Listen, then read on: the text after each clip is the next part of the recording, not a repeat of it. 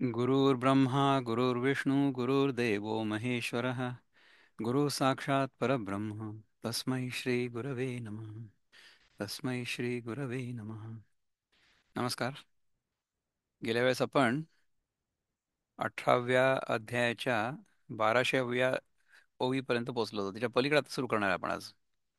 मागच्या वेळेस आपण बघितलं होतं की ऐसे आत्मत्वे मज एकाते या अद्वय भक्ती जाणोनी निरुते आणि याही बोधा जाणते तेही मी जाणे. याप्रमाणे मला एकाला या अद्वय भक्तीने आत्मत्वे करून आत्मपणाने खरोखर जाणतो आणि याही बोधाला म्हणजे अनुभवाला जाणणारा तोही मीच आहे हे मी जाणतो. म्हणजे काय आहे की बोध म्हणजे ज्ञान, ज्ञाता म्हणजे जाणणारा किंवा बोध झालेला किंवा बोध होणारा, आणि झालेला बोध म्हणजे कशाचं ज्ञान झालंय ते ते सगळं मीच आहे. म्हणजे ज्ञाता, ज्ञेय आणि ज्ञान ह्या तिन्ही गोष्टी एकरूप झाल्या, ह्याचं अद्वैत झालं. जोपर्यंत आपल्याला ज्ञाता आणि ज्ञेय म्हणजे नोअर आणि नोन या दोन गोष्टी वेगळ्या आहेत असं वाटतं, तोपर्यंत द्वैत असतं. आणि जो शब्द आहे तो अद्वैत आहे, अद्वैत्य असा नाही आहे, तो दैत्य शब्द नाही आहे. ओके. अद्वैत आहे, तो अद्वैत्य नाही आहे. पै चेईल्यानंतर ते आपुले एकपण उरे, तेही तोवरी स्फुरे तयाशीची जैसे. जागं झाल्यानंतर स्वप्नातील अनेकत्व जाऊन आपलं एकपण जे उरतं तेही आपल्याला जसं आपल्या ठिकाणी काही काळ स्फुरतं. म्हणजे आपण जेव्हा स्वप्न बघत असतो तेव्हा स्वप्नामध्ये आपल्याला अनेकत्व जाणवतं, म्हणजे मल्टिप्लिसिटी किंवा द्वैत, म्हणजे मी एक बघणारा आणि मी जे बघतोय ते स्वप्न, ह्या दोन गोष्टी वेगळ्या असतात. पण स्वप्न संपल्यानंतर जेव्हा आपण जागे होतो तेव्हा आपल्याला आपलं एक पण उरतं फक्त. स्वप्नातलं जे अनेकत्व आहे ते चाललं जातं आणि तेही आपल्याला जसं आपल्या ठिकाणीच काही काळ स्फुरतं. आणि नंतर काय होतं, जागं झाल्यानंतर मग पुन्हा द्वैत सुरू होतं. आपल्याला जग दिसायला लागतं आणि आपल्याला असं वाटतं की मी जगाला बघणारा बघ्या, आणि जे जग बघितलं जातंय ते बघितलं जातंय ते जग. हं? का प्रकाशता अर्कू तोची होय प्रकाशकू, तयाही अभेद्या द्योतकू तोची जैसा. अथवा सूर्य ज्या वेळेला आपलं प्रकाशन करतो तेव्हा सूर्यच प्रकाशक होतो, आणि या प्रकाशक आणि प्रकाश्य यांच्या अभेदाखाली दाखवणारा ज्याप्रमाणे तोच आहे. सूर्याने समजा स्वतःकडे बघितलं तर काय होईल, तेव्हा सूर्यच प्रकाशक होतो आणि प्रकाशक आणि प्रकाश्य यांच्या अभेदाखाली अभेदालाही दाखवणारा त्याप्रमाणे ज्याप्रमाणे तोच आहे. म्हणजे कसं आहे बघा की माझी जी स्वतःबद्दलची जाणीव आहे ना, त्या जाणीवेमध्येच मला अद्वैताचा बोध होतो. म्हणजे आता द्वैतामध्ये आपण आहोत. तुम्हाला असं वाटतं की मी तुमच्याशी बोलतोय, मला असं वाटतं की तुम्ही माझ्यासमोर सगळेजण बसले आहात, हे सगळं ऐकता आहात. परंतु या सगळ्यांच्या आधारासाठी एकच तत्व आहे. आणि ते तत्व कोण आहे किंवा काय आहे? ते तत्व मीच आहे. जर मीच नसेन तर ह्या सगळ्या गोष्टी आपल्याला कळणारच नाही. जे ते एक तत्व आहे ते अद्वैत आहे आणि ते मीच आहे. पण मग द्वैताचं काय करायचं? द्वैतामध्ये आपल्याला अनेक गोष्टी अनुभवायला येतात. द्वैतामध्ये भूक लागते, तहान लागते. द्वैतामध्ये राहण्याचे नियम आहेत. कळलं का? म्हणजे तुम्ही म्हणालात की मागच्या वेळेस म्हणालात ना की अद्वैत म्हणजे सगळी थिअरी आहे. अद्वैत म्हणजे थिअरीच आहे. द्वैताची पण थिअरी आहे. द्वैताची थिअरी जर माहिती असली तर आपण द्वैतामध्ये चांगलं राहू शकतो आणि द्वैताला ट्रान्सेंड करू शकतो. आपल्याला अल्टिमेटली द्वैताच्या पलीकडे जायचंय, कारण की द्वैतामध्येच दुःख संभवतं. द्वैत नसेल तर दुःख नाहीच आहे. अद्वैतामध्ये सुख आहे, समाधान आहे. अद्वैताचा बोध झाल्यानंतर आत्यंतिक दुःख निवृत्ती आणि निरंकुशा तृप्ती ह्या दोन शेवटच्या पायऱ्या आहेत, ह्या व्हायला पाहिजेत. आत्ता मी सकाळी एक खूप सुंदर व्हिडिओ बघितला, मी शेअर करीन तुम्हाला ग्रुपमध्ये. श्री श्री रविशंकर जे आहेत ना गुरुदेव, त्यांना एका मुलाने अगदी सिरियसली उभारून प्रश्न विचारला की गुरुदेव, आर यू एनलाइटन्ड? आणि all your seven chakras opened up, असा प्रश्न विचारला. आता गुरुदेव काय उत्तर देणार त्याला? त्यांनी एक गोष्ट सांगितली. त्यामुळे की मी असंच कुठल्या तरी देशात गेलो होतो, बहुतेक इंग्लंडमध्ये वगैरे. तर तिथे मला एका पत्रकाराने प्रश्न विचारला. हाच प्रश्न विचारला म्हणे, आर यू एनलाइटन्ड? तर मी त्यांच्या डोळ्यात डोळे घालून सांगितलं आणि म्हटलं नो. याच्यानंतर मग उत्तर द्यायची गरजच नाही ना पलीकडचं. Are you enlightened? No. You figure it out for yourself. तुम्ही शोधून काढा. मग त्यांनी सांगितलं की the more you know yourself, the more you will know me. म्हणजे कसं आहे की तुम्ही दादांना ओळखायचा प्रयत्न करूच नका. तुम्ही फक्त स्वतःला ओळखा, तेवढं पुरे. हं? दादांच्या प्रेमात पडू नका, प्लीज. दादांना कोणी ग्रेट आहेत, गुरु आहेत वगैरे असं तर बिलकुलच नका मानू. कारण की as an individual I don't consider myself to be a guru. I am not. As an individual आपण सगळ्यांनी साधक म्हणून राहावं. आणि जशी जशी आपल्याला आपल्या स्वतःची ओळख पटेल ना, तसं तसं आपलं मन शांत होईल. आपल्या मनातले प्रश्न सगळे चालले जातील. आपण आपला फोन उचलून लोकांना फोन करून प्रश्न नाही विचारणार, याचं उत्तर काय. आपल्याला आपली उत्तरं आपल्या हातून कळतील. ते कधी होईल? जर मन शांत झालं तर होईल. आता मन शांत करण्याचा उपाय काय आहे? आपल्याला जर भूक लागली तर आपण जेवतो. म्हणजे काय आहे की पोटामधनं आपल्याला गुरगुर व्हायला लागलं, भूक लागली असं सेन्सेशन यायला लागलं की आपण जेवतो, आणि मग जेवल्यानंतर आपलं पोट भरल्यानंतर आपण शांत होतो. तर तशा प्रकारे मनाला शांत करण्याचा काय उपाय? मनाला शांत करण्याचा उपाय पतंजली मुनींनी सांगितलेला आहे. योगा चित्तवृत्ती निरोधा, राईट? तदा द्रष्टू स्वरूपे अवस्था. परंतु ते पहिलं जरी असलं ना वाक्य, किंवा पहिला मंत्र, पहिलं सूत्र, योगसूत्रामधलं पहिलं सूत्र काय आहे? हं? अथ योगानुशासनम. अथ योग अनुशासनम. अथ म्हणजे आता. अद्वैतजी, आपण हात का बरोबर केलाय? काही प्रश्न होता का? मी कुठेतरी वाचलं होतं. त्यांची एक कोट आहे, पतंजलींचं: yoga is the cessation of fluctuations of mind. तर हेच सांगितलं वाक्य मी संस्कृतमध्ये. एक्झॅक्टली करेक्ट आहे. आपण जर पतंजली मुनींनी जे काही सांगितलेलं आहे ते जर व्यवस्थित समजून घेतलं,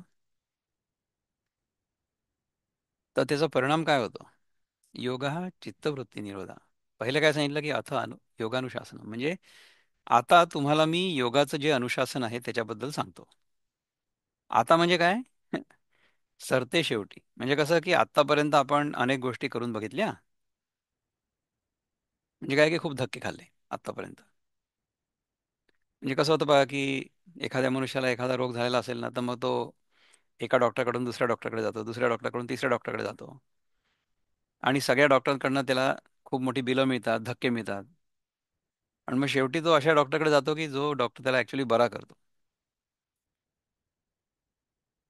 तर पतंजली मुनी सांगतात की अथ योगानुशासन म्हणजे काय की तुम्ही जगभर फिरून आलात, तुम्हाला अनेक धक्के लागलेले आहेत. तर ह्याच्यानंतर आता काय करायचं? आता योगाचं अनुशासन करायचं. अथ योगानुशासन. नंतर मग दुसरं सूत्र काय म्हणतात की योग हा चित्तवृत्ती निरोधा, म्हणजे सेसेशन ऑफ मेंटल ऍक्टिव्हिटी. तुमच्या चित्तामध्ये उठणाऱ्या वृत्तींचा निरोध झाला. म्हणजे काय की मनामध्ये जे विचार उठतात ना, सारखे काही ना काही काही ना काही विचार उठत असतात, ते जेव्हा शांत होतात तेव्हा काय, तदा द्रष्टू स्वरूपे अवस्थान, तेव्हा आपल्याला आपल्या स्वरूपाचं दर्शन होतं. तर मन शांत करण्याचा उपाय काय आहे की योगाचं अनुशासन करा. पण त्या योगाच्या अनुशासनासाठी ना 7-8 पायऱ्या आहेत. आता तुम्ही बघा की माझ्या मागे हे तुम्हाला एक ॲम्फी थिएटर दिसतंय, राईट? तर ह्याच्यामध्ये पहा, तुम्हाला समजा इथे दिसत असेल तर इथे ही पहिली पायरी, दुसरी, तिसरी, चौथी, पाचवी, सहावी, सातवी आणि आठवी या पायरीवर जर आपल्याला यायचं असेल, 8व्या पायरीवर, तर तुम्ही डायरेक्टली या खालच्या पायरीवरनं 8व्या पायरीवर जाऊ शकाल का? आपण तर एक एक पायरी करतच वर जाऊ ना. तर पहिली पायरी ही आहे की यम. यम म्हणजे आपण काय करू नये. म्हणजे काय की आपण जगामध्ये कसं राहावं, जगासोबत आपला व्यवहार कसा असावा. तर यम म्हणजे अहिंसा, सत्य, अस्तेय, ब्रह्मचर्य आणि अपरिग्रह. हे 5 यम आहेत. आपल्याकडून कुठल्याही प्रकारची हिंसा व्हायला नको. आता अर्जुन जर युद्ध करणार असेल तर हिंसा नाही होणार का? मला सांगा की डॉक्टर जेव्हा आपलं ऑपरेशन करतो, आपल्याला काही झालं असेल, तर आपल्या इथे पुष्कळ लोकांना माहिती आहे की त्यांचं नी रिप्लेसमेंट झालेलं आहे. हं. तर नी रिप्लेसमेंट झालेला असताना तो डॉक्टर काय करतो की आपला गुडघा जो आहे तो चिरतो. हं. आणि मग त्याच्यामध्ये काहीतरी लावतो. आता त्या डॉक्टरनी आपल्या गुडघ्यावर किंवा आपल्या पायावर हिंसा केली का? त्याला आपण हिंसा म्हणू का? आता अर्जुन जे करणार आहे कुरुक्षेत्रामध्ये, ती हिंसा आहे का? अहं. स्वसंरक्षणासाठी आपल्या हातात जर शस्त्र असलं आणि आपल्यावर जो कोणी आक्रमण करत असेल, त्याला आपल्या हातातल्या बलवान शस्त्रांनी समजा आपण नष्ट केलं, तर याला हिंसा नाही म्हणत. उगीचच्या उगीच जाऊन तुम्ही कोणाला त्रास दिला तर ती हिंसा होईल. अहिंसा, सत्य.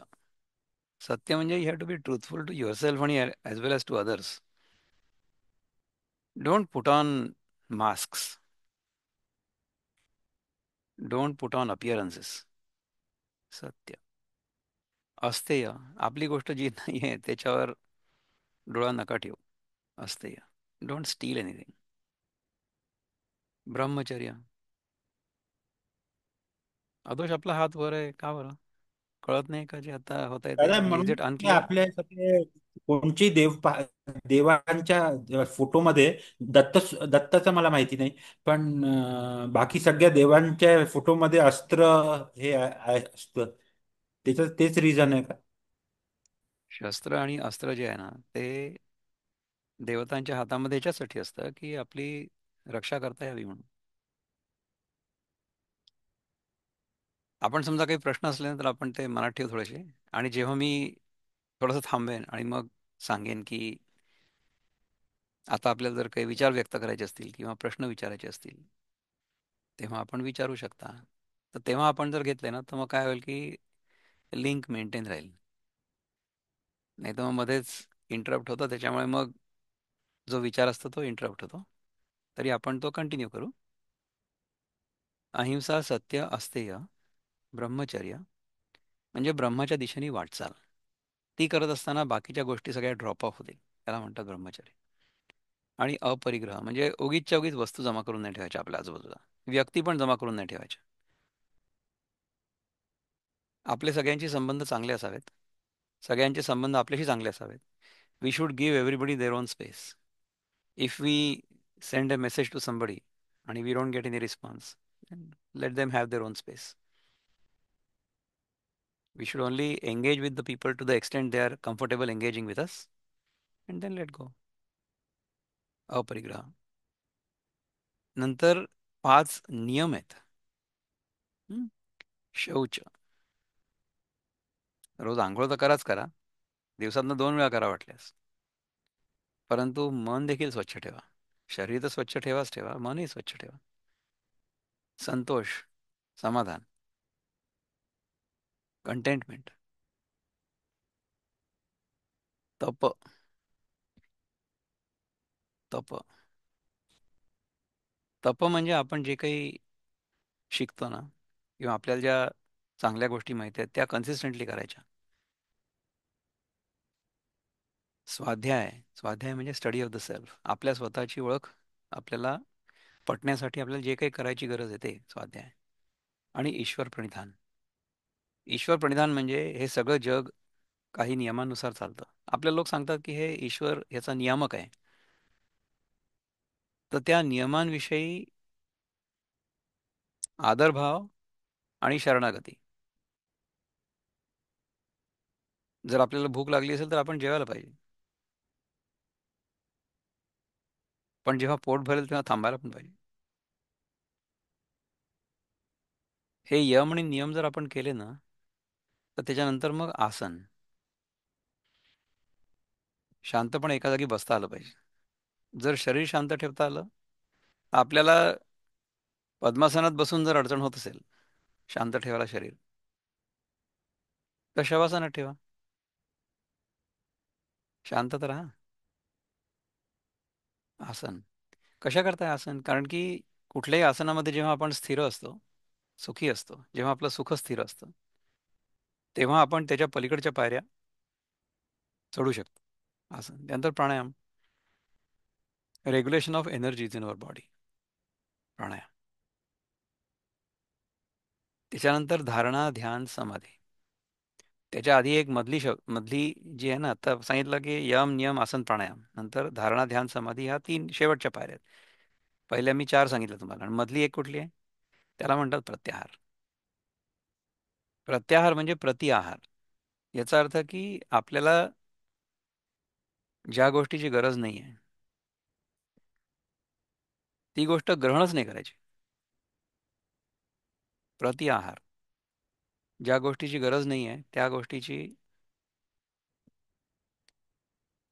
आपण आपल्या मनामध्ये कुठल्याही प्रकारची भूमिका तयार नाही करायची, विचार नाही करायचा, काहीच नाही करायचं. आपण गीतेमध्येच दुसऱ्या अध्यायात शिकलो होतो की ध्यायतो विषयान् पुंसा संगस्तेषु उपजायते संघात संजायते कामा कामात क्रोधोभिजायते. आपण जर विषयांचं चिंतन केलं ना, तर त्याचा संग लागतो आपल्याला. त्याच्यातनं कामना निर्माण होते. कामना पूर्ण नाही झाली तर क्रोध निर्माण होतो. आणि क्रोधात भवती संमोह, संमोहात स्मृती विभ्रम. तर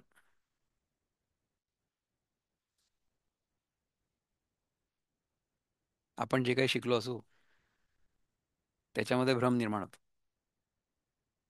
आणि स्मृतिभ्रंशात बुद्धिनाश हो. बुद्धिनाश होतं म्हणजे आपली सदसद विवेक बुद्धी जी असते ना ती नाहीशी होते. बुद्धिनाशात प्रणश्यती. असं होतं. त्यामुळे प्रत्याहार किती महत्वाचा आहे. प्रत्याहार जर नाही करू शकलो ना तर मग आपली बुद्धी नष्ट होते आणि आपलं पूर्ण सत्यानाश होतो. सर्वनाश होतो. ते आपल्याला नाही करायचे. आपल्याला ह्या जागृतावस्थेमध्ये बुद्धी जागृत ठेवून आपण कोण आहोत याच्याबद्दल चिंतन करायचंय. आणि एकदा ते समजलं आपल्याला, हे बुद्धीच्या पलीकडचा विषय आहे, परंतु बुद्धीनीच तिथपर्यंत जाता येतं. बुद्धीनी ज्या गोष्टी अनित्य आहेत त्यांचा त्याग करून आपण जेव्हा नित्य वस्तूवर आपलं ध्यान केंद्रित करतो, हे तुम्हाला बुद्धिपूर्वकच करायचं. आणि त्याच्यानंतर धारणा. धारणा ही आहे की अनित्य वस्तूकडे मी जाणारच नाही. जी नित्य वस्तू आहे तिचं मी ध्यान करीन. ही धारणा करायची पहिले आणि मग त्या नित्य वस्तूवर ध्यान करायचं. धारणा, ध्यान, समाधी म्हणजे आपलं मन जे आहे ना ते देश, काल आणि वस्तू याच्यामध्ये धरून ठेवायचं.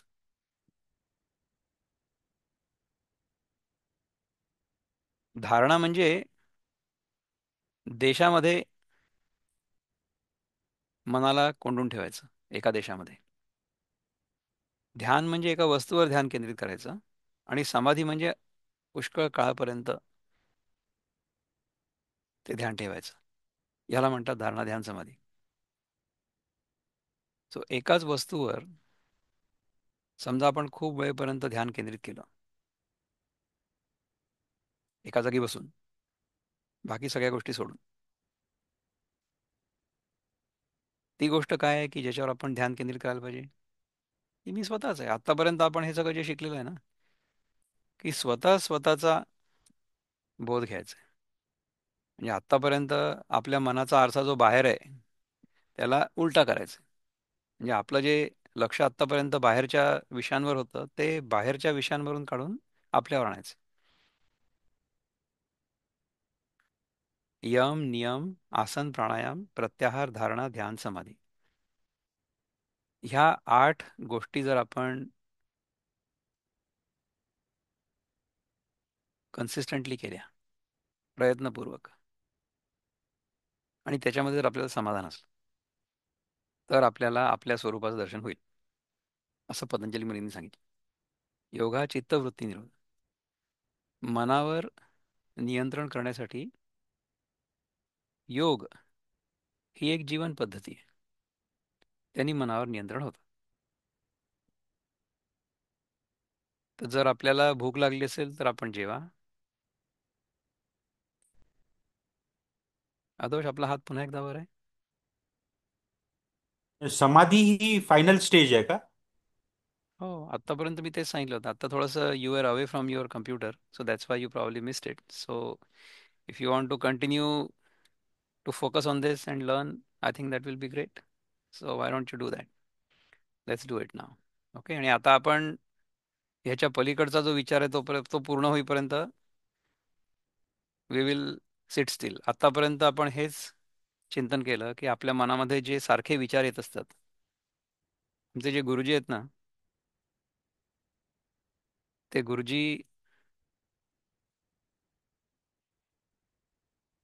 श्रोता ह्या शब्दाचं विश्लेषण करतात कधी कधी. आणि वक्ता जो आहे ना त्याला बिहारमध्ये, बंगालमध्ये, नेपाळमध्ये बक्ता म्हणतात. बघतात म्हणजे जो बकबक करताय, म्हणजे मी. वक्ता, बघता, बकबक करता. आणि जो श्रोता आहे तो श्रोता आहे की सोता आहे की सरोता आहे? हं? श्रोता म्हणजे जो जे ऐकलं जातं आहे ते व्यवस्थित ॲसिम्युलेट करत, श्रोता. सरोता म्हणजे काय? सरोता म्हणजे चिरफाड करणारा. सरोता म्हणजे अडकित्त असतं ना आपलं, ज्याने आपण सुपारी सुपारी कापतो, अडकित्ता, त्याला सरोता म्हणतात हिंदीमध्ये. तर सरोता म्हणजे कसं असतं की सारखं आपल्या मनामध्ये चिरफाड सुरू आहे, की कोणीतरी हे सांगितलं होतं, कोणीतरी ते सांगितलं होतं, तुम्ही तर हे सांगताय, म्हणजे मग कुठलं खरं आहे? असा जर विचार आपल्या मनामध्ये सारखा येत असेल तर आपण सरोता आहे असं समजायचं, श्रोता नाही. आणि ज्यांच्या मनात काहीच विचार येत नाही आणि ज्यांना असं वाटतं की दादांचा आवाज खूप सुदिंग आहे त्याच्यामुळे झोप येते, ते स्वतः आहे, ते श्रोता नाही. आपल्याला इथे श्रोता म्हणून राहायचंय, सरोता म्हणून पण नाही राहायचंय आणि स्वतः म्हणून पण नाही राहायचंय. आणि असं नाही की आपण ह्याच्यावर चिंतन करू शकणार नाही आहे, चिंतन जरूर करणार आहे. प्रत्येक ॲस्पेक्टवर आपल्याला चिंतन करायचं आहे, चिरफाड पण करायची आहे, परंतु चिरफाड करण्याची वेळ येईपर्यंत आपण चिरफाड करायची नाही आहे, तोपर्यंत आपण फक्त ॲसिम्युलेट करायचं. आता ज्ञानेश्वर महाराज काय म्हणतात ते बघूया. हं? तैसा वेद्यांच्या विलयी केवळ विदकू उरे पाही, तेणे जाणवे तया तेही हेही जो जाणे. त्याप्रमाणे वेद्याचा म्हणजे ज्ञेय वस्तूचा लय झाला असता केवळ वेदक म्हणजे द्रष्टा जाणणारा उरतो. पहा, तो वेदकही म्हणजे जाणणाराही त्या वेदकाकडून जाणला जातो. म्हणजे the observer is observed by himself. मी जो जाणणारा आहे त्याचा बोध मला माझा स्वतःचाच होतो. हेही जो जाणतो म्हणजे वेद्याच्या निरासा अंती उरलेला जो वेदक, तो त्यावेळी आपण आपल्याला जाणतो, त्यावेळेला वेद्य आणि वेदक यांचा अभेद आहे हेही तो जाणतो. म्हणजे the difference between the knower and the non disappears. आपण मागच्या वेळेसही एकदा चिंतन केलं होतं बघा, की मला एखादी गोष्ट जी माहिती आहे, ती गोष्ट मला कुठे माहिती आहे? ती गोष्ट मला माझ्या आतच माहिती आहे ना. जोपर्यंत मला माझ्या आतमध्ये तिचा बोध होत नाही, तोपर्यंत ती गोष्ट आहे असं मला कळतच नाही. तर हा मी जाणणारा आणि जे मी जाणतो आहे ते जाणलं गेलेलं समथिंग डिफरंट फ्रॉम मी, ह्या दोन्ही गोष्टी मला माझ्या आतमध्येच जाणवतात. 15व्या अध्यायात सुद्धा आपण जे शेवटचे 5 श्लोक होते ना, त्याच्यामध्ये काय बघितलं होतं, पुन्हा एकदा रिपीट करतो, की द्वाविमो पुरुषो लोके क्षरश्चाक्षर एव च क्षर सर्वाणि भूतानि कूटस्थो क्षर उच्यते आणि उत्तम पुरुषस्तु अन्यः परमात्मा इति उदाहरता यो लोकत्रयमाविश्य विभर्ती अव्यय ईश्वर. म्हणजे काय आहे की आपण जेव्हा झोपेतून जागे होतो ना, तेव्हा मी जगाला जाणणारा किंवा मी जगाला बघणारा आणि मला दिसतंय ते जग, याचं द्वैत आपोआप निर्माण होतं. त्याला काहीच नाही करू शकत. आणि ते निर्माण होतं तेव्हा आपल्याला ते खरं आहे असं वाटतं. तर जोपर्यंत आपल्याला ते खरं आहे असं वाटतं, तोपर्यंत त्याच्या पलीकडला जो पुरुषोत्तम आहे मी, ज्या पुरुषोत्तमामध्ये हे दोन पुरुष निर्माण होतात, क्षर आणि अक्षर, तो आपल्याला कळतच नाही. Because the illusion is so powerful. Illusion is called maya. म्हणून तर आपण जे जादूचे प्रयोग असतात ना, त्यांची ॲडव्हर्टाइजमेंट बघतो ना, तेव्हा काय म्हणतात, की अमुक अमुक जादूगार त्यांचे मायाजाल, जादूगार अमुक अमुक त्यांचा मायाजाल. म्हणजे जादूगार तुम्हाला एक इल्युजन तयार करतो, मायाजाल, आणि तुम्हाला ते खरं आहे असं वाटतं. त्याचप्रमाणे ह्या जगाचा जो जादूगार आहे तो म्हणजे ईश्वर आहे. त्यांनी हे सगळं मायाजाल तयार केलेलं आहे. बरं, त्या जादूगाराला ती सगळी माया माहिती असते, त्यामुळे ती माया त्याच्या अधीन असते आणि ती काम करते. So the magician will weave the magic and will be always in control of it. परंतु आपण जे श्रोते आहोत किंवा बघे आहोत, दर्शक आहोत, त्यांना ती माया खरी वाटते. ते त्या मायाजालामध्ये अडकतात. तर जोपर्यंत आपल्याला बाहेरचं जग सत्य आहे असं वाटतं, तोपर्यंत आपण द्वैतामध्ये राहतो. आणि त्या बाहेरच्या जगामध्ये काय काय नियम लागू आहेत, त्या नियमांचा आपण अभ्यास करतो. ते नियम आपण पाळायचा प्रयत्न करतो.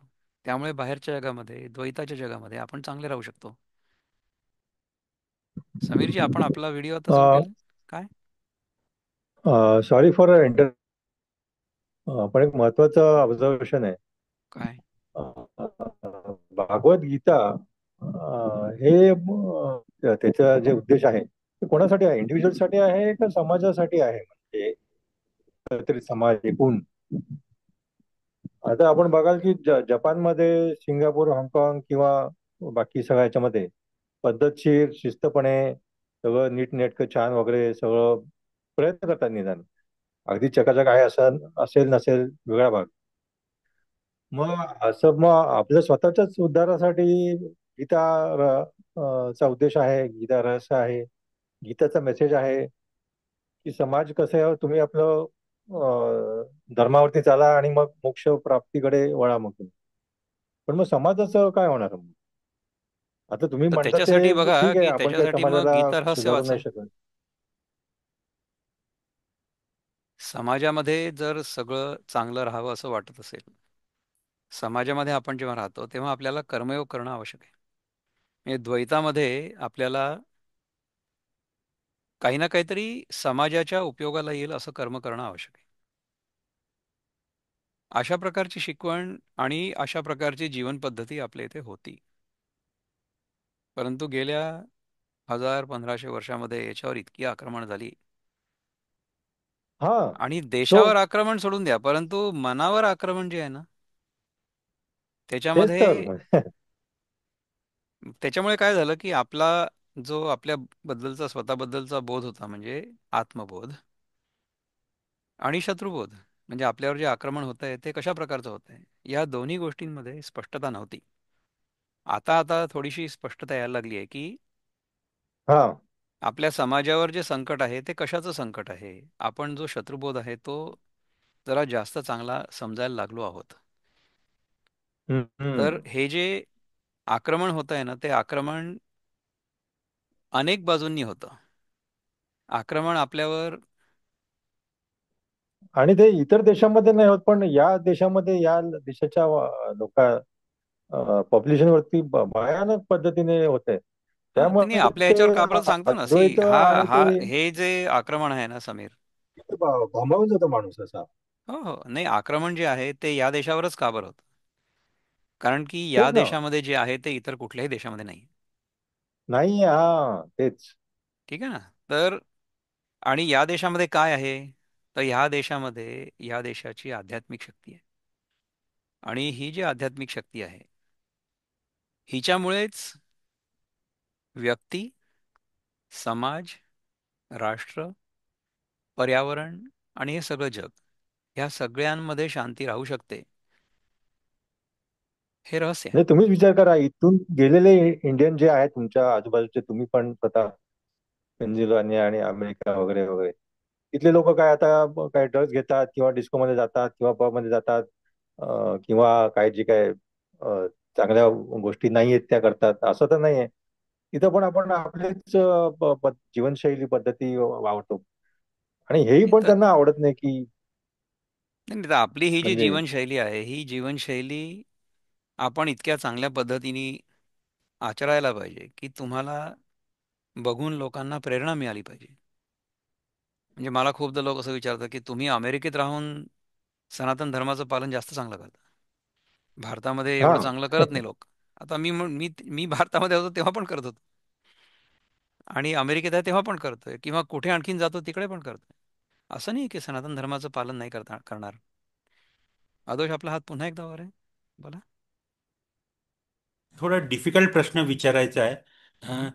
जर समजा कोणाची 500 रुपये दिवस किंवा असं असा कोणाला मिळत आहे, हा, तर त्याची स्वतःचीच भूक भागणार नाही, तर मग तो धर्माच्या बद्दल वगैरे कसं विचार करेल? हां, व्हेरी गुड, छान, चांगला प्रश्न. तर हा जो अद्वैताचा वर्ग आहे ना, तो रिकाम्या पोटी नाही होऊ शकत. ठीक आहे. अद्वैताचा वर्ग करण्यासाठी पुष्कळशा गोष्टी आधी होऊन गेलेल्या असल्या पाहिजेत. आपल्या इथे जेवढे लोक आत्ता सध्या इथे आहेत त्यापैकी कुणालाही खाण्यापिण्याच्या बाबतीमध्ये कुठल्याही प्रकारची समस्या नाही आहे. ती जर असेल तर आपण या क्लासला येणार नाही, काही वेळच नाही तेवढा. आपल्याला समजा 500 रुपये दिवसाचे मिळत असतील तर आपण त्याच्याच मागे राहू. आपलं पोट कसं भरतंय हे पहिले पाहायला पाहिजे. आपल्या समाजामध्ये सगळ्यांचं पोट व्यवस्थित भरत होतं, समाजामध्ये शांती होती, वैमनस्य नव्हतं, तेव्हा अशा प्रकारचं जे दर्शन आहे ते निर्माण झालं.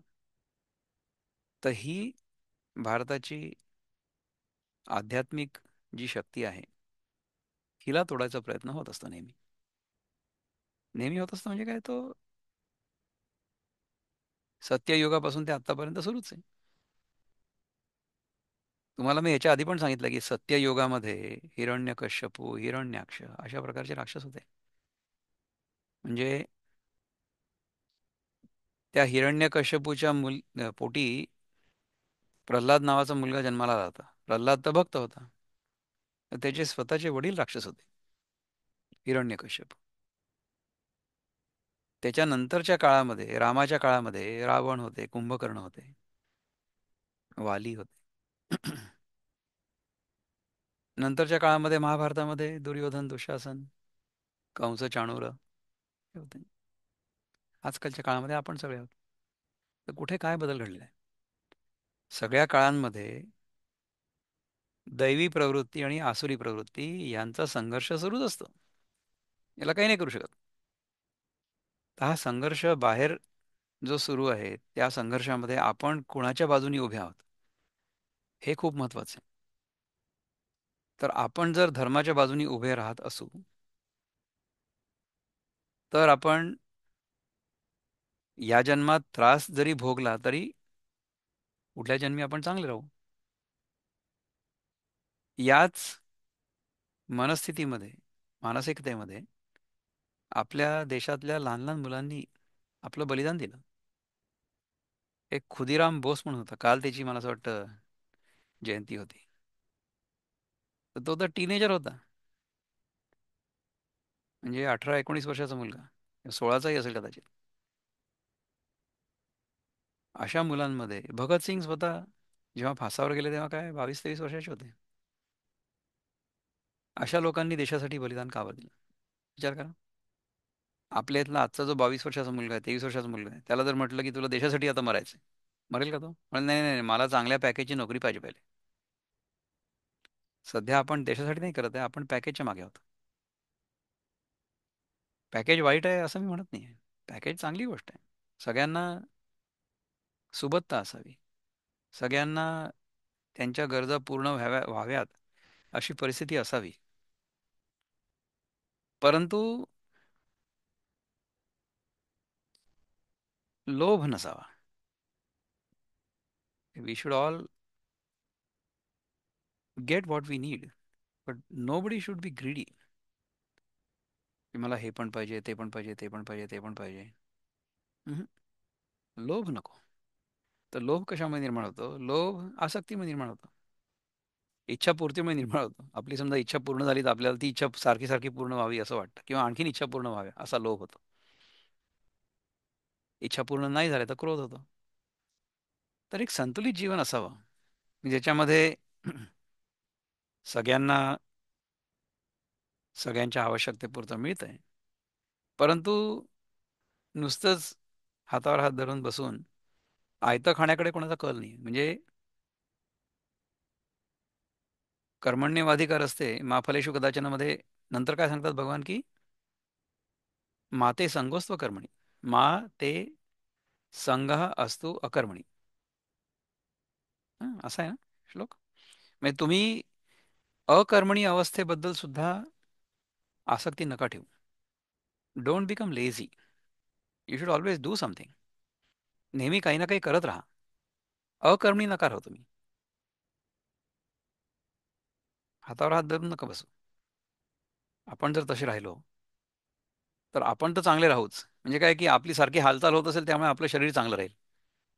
We are engaged in some creative activity, therefore will keep out of trouble.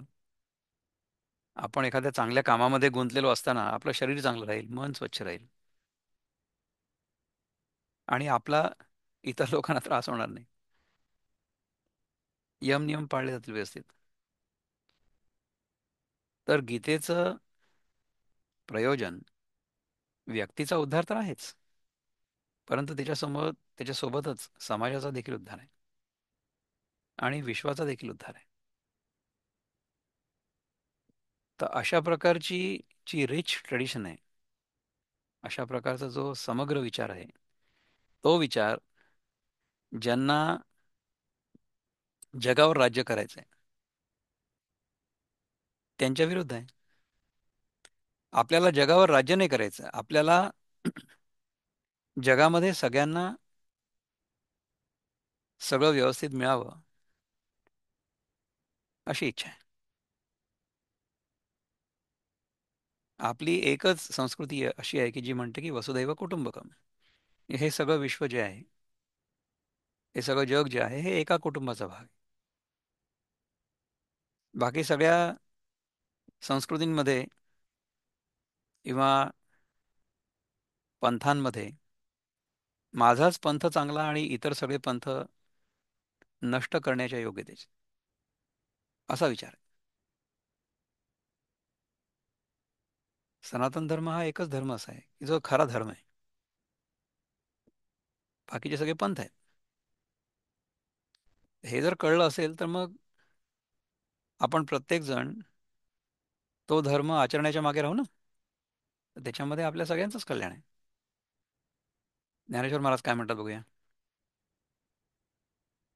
तया अद्वयपणा आपुलिया, जाणती ज्ञप्ती जे धनंजया, ते ईश्वरची मी हे तया बोधासिये. अर्जुना, त्या आपल्या अद्वयपणाला जाणणारं जे ज्ञान आहे ते ज्ञान ईश्वर आहे, आणि तो ईश्वरच मी आहे हे त्याच्या अनुभवाला येतं. म्हणजे मी ईश्वर नाही, पण ईश्वराचा जो एसेन्स आहे, ईश्वराचं जे तत्व आहे ते आणि माझं जे तत्व आहे ते ते एकच आहे. म्हणजे as an individual I cannot be God. जर मी म्हटलं की मी ईश्वर आहे किंवा आय एम गॉड, तर तो that will be the blasphemy of the highest kind. परंतु ईश्वराचं जे तत्व आहे ते आणि माझं जे तत्व आहे ते एकच आहे. मग द्वैतातीत, द्वैत आणि अद्वैत ह्यांच्या अतीत, द्वैतातीत म्हणजे द्वैत अद्वैत अतीत, म्हणजे दोघांच्याही पलीकडलं. मीची आत्मा एको निभ्रांत, हे जाणोनी जाणणे जेथ अनुभवी रिघे. मग द्वैत आणि अद्वैत यांच्या पलीकडला मीच एक आत्मा निसंशय आहे हे जाणून ते जाणणं जेव्हा अनुभवात प्रवेश करतं. म्हणजे आता हे आपण थिअरिटिकली म्हटलं किंवा आपल्याला समजलं की एक अद्वैत असतं, एक द्वैत असतं आणि आपलं जे खरं स्वरूप आहे ते अद्वैतच आहे, वगैरे वगैरे वगैरे. हं? ती थिअरी न राहता त्याचा अनुभव येतो आणि त्याचा बोध होतो. म्हणजे ज्या अनुभवात जाणण्याची उर्मी उरत नाही. म्हणजे काय की आपण सारखं सारखं याचं उत्तर काय, त्याचं उत्तर काय, हे जेव्हा आपल्या मनातून पूर्णपणे चाललं जातं ना, तेव्हा अद्वैताचा अनुभव आलेला आहे असं समजायला पाहिजे. तेथ चेईलिया एकपण, दिसे जे आपुलया आपण, तेही जाता नेणो कोण, होई जे जेवी. तेव्हा जाग झाल्यावर स्वप्नातील अनेकत्व जाऊन आपलं एक पण जसं आपल्या आपण दिसतं, तोही जागृतीच्या एकाकीपणाचा अनुभव गेल्यानंतर ज्याप्रमाणे काय होऊन राहतं हे कळत नाही. जे स्वप्नावस्था, जागृतावस्था आणि निद्रावस्था याच्यात पलीकडे मी आहे हे मला कळतं. का डोळा देखती एक क्षणी, सुवर्णपण सुवर्णी, नाटिता होय आटणी अलंकाराची ही. सोन्याच्या दृष्टीने पाहिल्याबरोबर अलंकार न आटता आठणी होते. म्हणजे तो सोन्याचा अलंकार आठवण्याची गरज नाही. अलंकार जरी दिसत असला तरी सुद्धा ते सोनं आहे हे कळतं. त्याप्रमाणे हे सगळं जग जरी दिसत असलं तरी सुद्धा हे जग जग नसून परमात्माचं आहे हे कळतं. सर्वम खल्विदम ब्रह्म हे कळतं. सगळंच्या सगळं ब्रह्मच आहे हे कळतं. नाना लवण तोय होये, मग क्षारता तोयत्वर आहे. तेही जिरता जेवी जाय झाले पणजे, झाले पण ते. हं? अथवा पाण्याशी मिसळून पाणी झाल्यावर मग त्या मिठाचा खारेपणा जसा पाण्याच्या रूपाने राहतो आणि तो खारेपणाही नाहीसा झाल्यावर ज्याप्रमाणे ते मिठाचं पाणी झालं, हा व्यवहारही संपतो. पहिले मीठ वेगळं आहे, पाणी वेगळं आहे. नंतर मीठ जेव्हा पाण्यात विरघळतं तेव्हा पाणी खारट होतं. परंतु तो खारेपणाही जेव्हा नाहीसा होतो, तेव्हा त्या मिठाचं फक्त पाणी उरतं. हा व्यवहारही संपतो. तैसा मी तो हे जे असे, ते स्वानंदा अनुभवासमरसे, कालवोनिया प्रवेशे मजची माझी. त्याप्रमाणे मी देव आहे आणि तो भक्त आहे. हे जे द्वैत आहे ते द्वैत स्वानंदानुभवाच्या म्हणजे स्वतःच्या आनंदाच्या अनुभवाच्या ऐक्याने कालवून माझ्याच मध्ये तो प्रवेश करतो. तर ईश्वरामध्ये आणि जीवामध्ये काही फरक उरत नाही, अंतर उरत नाही. आणि तो हे भाष जेथ जाये, तेथे मी हे कोणासी आहे. ऐसा मी ना तो तिये सामाये माझ्याची रूपी. आणि तो ही भाषा जिथे म्हणजे ज्या अनुभवात संपते, तिथे मी हे कोणाला काय म्हणायचं. कारण तो ज्या सापेक्ष मी आहे आणि जिथे तो नाही तेथे मी कोण आहे. त्याप्रमाणे जिथे मी नाही आणि तोही नाही, त्या माझ्या स्वरूपी तो सामावतो. आणि आता हे अर्थात कृष्ण सांगतोय. याच्यामधला या वाक्यामधला किंवा ओवीमधला मी जो आहे तो मी म्हणजे कृष्ण आणि तो म्हणजे भक्त म्हणजे अर्जुन. ठीक आहे ना. तर जिथे भक्त आणि ईश्वर किंवा उपासक आणि उपास्य ह्या दोन्हींमधलं अंतर पूर्णपणे चाललं जातं, ती अद्वैताची अवस्था. तिथे तो एकरूपच आहे. साधक आणि साधक आणि साध्य ह्या दोन गोष्टी एकरूप होऊन फक्त साध्य जे असतं तेवढंच उरतं. साधना पण बंद होते, साधक पण नाहीसा होतो. So there is no doer anymore. जेव्हा कापूर जळो सरे, तयाची नाम अग्निपुरी. मग उभयतातीत उरे आकाश जेवी. जेव्हा कापूर जळून संपतो त्याच वेळेला अग्नीचीही समाप्ती होते. मग दाह्य कापूर, दाहक अग्नी यांच्याहून वेगळं असलेलं एक जे आकाश आहे ते फक्त उरतं. म्हणजे पहिले आपल्याला कापूर दिसतो, कापूर जळत असताना अग्नी दिसतो, नंतर कापूर पण चालला जातो आणि अग्नी पण चालला जातो. उरतं काय तर आकाश उरतं. का धाडलिया एका एकू, वाढे तो शून्य विषेखू. तैसा आहे नाहीचा शेखू मीची मग आधी. अथवा एकांत वजा केला असता केवळ शून्य उरतं. त्याप्रमाणे आहे नाहीचा शेष, आहे म्हणजे एक, नाही म्हणजे शून्य, हा सापेक्ष भाव गेल्यानंतर जे उरतं ते मग मीच आहे. तेथ ब्रह्मा आत्मा ईशू, यया बोला मोडे सौरसू. न बोलणे याही पैसू नाही तेथ. त्या स्वरूपी ब्रह्म, आत्मा, ईश या शब्दांचा काही लाग लागत नाही. यांचा काही अर्थ उरत नाही. कारण एकरस स्वरूपात अल्प, अनात्मा आणि नियम्य यांच्या सापेक्ष असणारं जे ब्रह्म, आत्मा, ईश हे जे बोलणं आहे त्याच्या सापेक्ष जे न बोलणं, त्या न बोलण्याला देखील तिथे अवकाश राहत नाही. म्हणजे आता तुम्ही बघा की समजा मी तुम्हाला म्हटलं की ही किती बोट आहेत, तुम्ही म्हणाल की ही 4 बोट आहेत. आता ही 4 बोटं का बरं आहे? हे एक बोट आहे, दुसरं बोट आहे, तिसरं बोट आहे, चौथं बोट आहे, 4 बोट आहेत ना. 4 बोटं याच्यासाठी आहेत कारण की एक बोट आणि दुसरं बोट ह्याच्यामध्ये बोट नाही आहे. हे एक बोट आहे, इथे बोट नाही आहे, आणि इथे बोट आहे, है ना. तर हे आहे आणि हे नाही आहे. आहे नाहीच्या पलीकडे आकाश आहे ना. तर मला आहेचा अनुभव जागृत अवस्थेमध्ये आणि स्वप्नावस्थेमध्ये येतो. नाहीचा अनुभव निद्रावस्थेमध्ये येतो. पण ह्याच्या पलीकडे मी आहे, ज्याला हे दोन्ही अनुभव येतात, आहेचा आणि नाहीचा. तर या आहे नाहीपणा पलीकडे जे आहे ते मी आहे. आय एम बियॉन्ड इज आणि इज नॉट. न बोलणेही न बोलोनी, ते बोलिजे तोंड भरुनी, जाणीव नेणीव नेणोनी, जाणीजे ते. न बोलणं देखील न बोलून ते तोंड भरून बोलावं, आणि जाणीव आणि नेणीव या दोन्हींचं भान टाकून ते जाणावं. जाणीव म्हणजे अवेअरनेस, नेणीव म्हणजे अनअवेअरनेस. तर आपल्याला जागृतावस्था आणि स्वप्नावस्था अवेअरनेसमध्ये कळते आणि निद्रावस्था अनअवेअरनेसमध्ये कळते.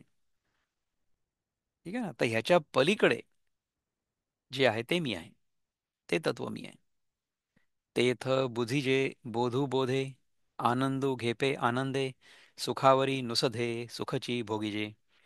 त्या स्वरूपी बोधानेच बोध जाणवायचा.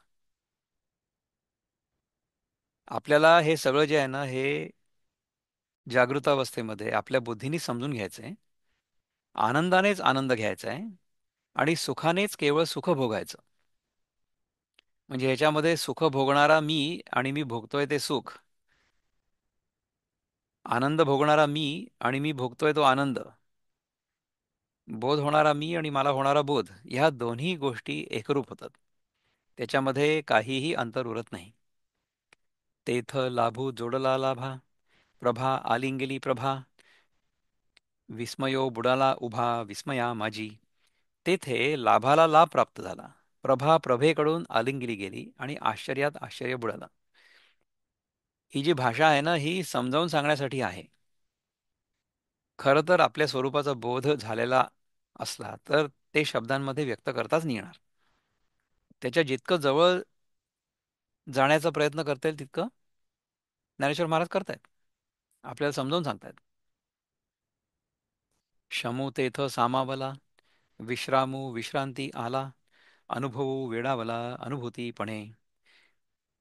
तेथे ऐक्यभाव ऐक्याला आला, विश्राम विश्रांतीला आला, आणि अनुभव अनुभवाने वेडा झाला. आपल्या स्वतःचाच बोध आपल्याला स्वतःला झाला, तर तिथे केवळ आनंदच उरेल. मला आनंद होतोय तो आनंदी, आणि ज्याचा आनंद होतोय ती वस्तू वेगळी, अशा दोन गोष्टी वेगळ्या उरणारच नाही. किंबहुना ऐसे निखळ, मी पण जोडे तया फळ, सेवुनी वेली वेल्हाळ क्रमयोगाची ते. फार काय सांगावं, असं शुद्ध मी पण हे फळ त्या क्रमयोग्याला क्रमयोगाच्या विस्तृत अशा वेलीचं सेवन करून, म्हणजे क्रमयोगाचं आचरण करून मिळालं.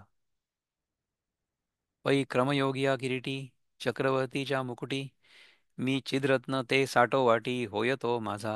अर्जुना, क्रमयोग रूपी सार्वभौम राजाच्या मुकुटावर असणारं जे मी ज्ञानरूप रत्न, ते तो क्रमयोगी मोबदल्यात आपली जीवदशा मला अर्पण करून होतो. म्हणजे हा जो क्रमयोगी आहे, एक एक क्रम म्हणजे काय की एक एक गोष्ट आपण करत करत करत करत शेवटी ह्या शेवटच्या पायरीवर पोहोचलेलो आहोत, तेव्हा आपल्याला काय मिळालं? ज्ञानरूप रत्न. म्हणजे काय? ज्ञान प्राप्त झालं किंवा बोध झाला. तर तो क्रमयोगी मोबदल्यात आपली जीवदशा मला अर्पण करून मोकळा होतो. म्हणजे काय की तिथे जाणणारा मी ही जाणीव नष्ट होते. मी एक साधक किंवा मी अभ्यासक, मी जाणणारा, मी प्रयत्न करणारा, मी काहीतरी कर्म करणारा, हे सगळं नाहीच होत. की क्रमयोग प्रासादाचा कळसू जो हा मोक्षाचा, तयावरील अवकाशाचा वावो झाला तो, अथवा क्रमयोगरूपी मंदिराचा कळस, त्या मोक्षरूपी कळसावरील पोकळीचा विस्तार तो क्रमयोगी झाला. त्या मंदिराचा कळस झाला तो, आणि मोक्षरूपी कळसावरील पोकळीचा विस्तार तो क्रमयोगी झाला. म्हणजे मंदिराच्या कळसावर पोचल्यानंतर तिथे फक्त आकाशच आहे हे कळलं. म्हणजे कळस पण आहे आणि आकाश पण आहे, पण फक्त आकाश तिथे उरतं, कळस न उरता. नाना संसार आडवी क्रमयोग वाट बरवी, जोडिली ते मदैक्य गावी, पाठी पैठी झालीसे. अथवा संसाररूपी अरण्यात जी क्रमयोगरूपी चांगली वाट मिळालेली आहे, ती क्रमयोगरूपी वाट माझ्या ऐक्यरूपी गावात प्रविष्ट झाली आहे. एखाद्या वाटेने समजा आपण एखाद्या गावात गेलो, तर मग ती वाट नाहीशी होईल ना, कारण की त्या वाटेवर आता आपण नाही आहे, आता आपण गावात पोचलो. हे असो क्रमयोग बोधे, तेणे भक्ती चिदांगे, तेने तेणे भक्ती चिदांगे नाही चिकदांगे. हं? हे असो क्रमबोधयोगे, तेणे भक्ती चिदगांगे, चिद अंगे, किंवा हा शब्द कसा आहे तुम्ही पहा बरं. चिद चिदगांगे, चिद, त्याचा अर्थ काय पाहू आपण. चिदगंगे, हा, चिदगांगे, गंगा हा शब्द आहे. मी स्वानंदो दधी वेगे ठाकीला की गा, हे राहू दे त्या भक्तिरूपी गंग उदकाने, म्हणजे गंगेच्या पाण्याने, या क्रमयोगरूपी ओघाने जो मी स्वानंदरूपी सागर त्या मला वेगाने गाठले. म्हणजे आत्तापर्यंत आपण जेव्हा अभ्यास करत होतो, साधना करत होतो, तेव्हा आपण गंगेच्या पाण्याप्रमाणे होतो. परंतु साध्य जेव्हा प्राप्त झालं, म्हणजे गंगेचं उदक जेव्हा सागराला मिळालं, तेव्हा गंगा उरलीच नाही, है ना. त्याप्रमाणे आत्तापर्यंत मी प्रयत्न करत होतो, परंतु जेव्हा ईश्वराशी एकरूप झालो, तेव्हा मी उरलोच नाही, ईश्वरच फक्त उरला. हा ठायवरी सुवर्मा क्रमयोगी आहे महिमा, म्हणून वेळोवेळी तुम्हा सांगतो आम्ही. हे चांगलं मर्म जाणणाऱ्या अर्जुना, क्रमयोगाची एवढी मोठी थोरवी आहे, म्हणून आम्ही हा क्रमयोग तुम्हाला वारंवार सांगतो. पै देशे काळे पदार्थे, साधूनी घेईते माते, घेईजे माते, तैसा नव्हे मी आयते सर्वांचे सर्वही. देशाने कालाने आणि पदार्थाने मला प्राप्त करून घ्यावे असा, म्हणजे योग्य देश, योग्य काल, योग्य पदार्थ ह्यांच्या साधनाने प्राप्त करून घेतला तर मी प्राप्त आहे, एरवी नाही असा. एरवी मी प्राप्त नाही आहे, परंतु ह्या क्रमयोगाने तुम्ही जर स्वतःला त्याला प्राप्त करून घेतलं तर मी आहे प्राप्त. तर मी स्वयंसिद्ध सर्वांचं सर्वही आहे, म्हणजे मी सर्वांच्या रूपाने, सर्व रूपाने मीच आहे. इथे माझ्या व्यतिरिक्त दुसरं काही नाहीच आहे. म्हणून माझ्या ठाई जाचावे न लगे काही, मी लाभे ये उपायी साचची गा. म्हणून माझ्या ठिकाणी, म्हणजे माझ्या प्राप्तीविषयी काही श्रमावयाची जरुरी नाही. या उपायाने म्हणजे क्रमयोगाने खरोखरच मी प्राप्त होतो. आणखीन किती आहेत, पुष्कळ आहेत श्लोक. आपण इथे थांबूया आत्तापुरतं. I am stop sharing here. तर 1225 आपण लक्षात ठेवू नंबर, आणि पुढच्या वेळेस 1225 पासून सुरू करू. ओम पूर्णमद पूर्णमिदं पूर्णात् पूर्णमुदच्यते, पूर्णस्य पूर्णमादाय पूर्णमेवावशिष्यते. ओम शांती शांती शांती. हरि ओम श्री गुरुभ्यो नमः. हरि ओम. नमस्कार.